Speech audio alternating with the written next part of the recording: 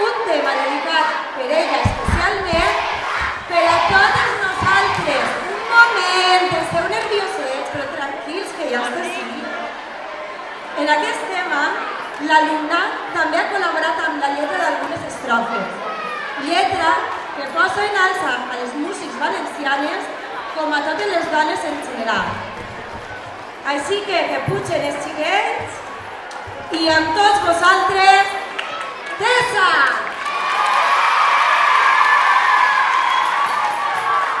Molt contenta d'estar així amb vosaltres. Moltes gràcies per convidar-me.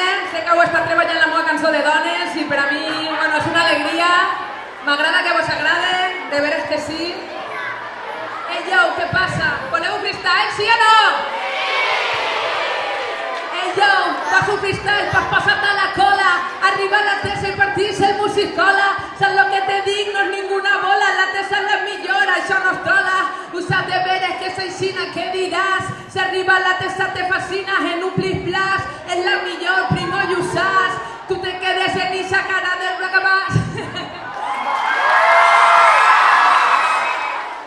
Si algún día, si algún día, si algún día, si algún día, si algún día, Hey, dones, què passaria si un dia s'alçaren? Si trencaven el parrot, si plenaven les garrafes, els deixarem a tots, plegant garrafes, que ja sona que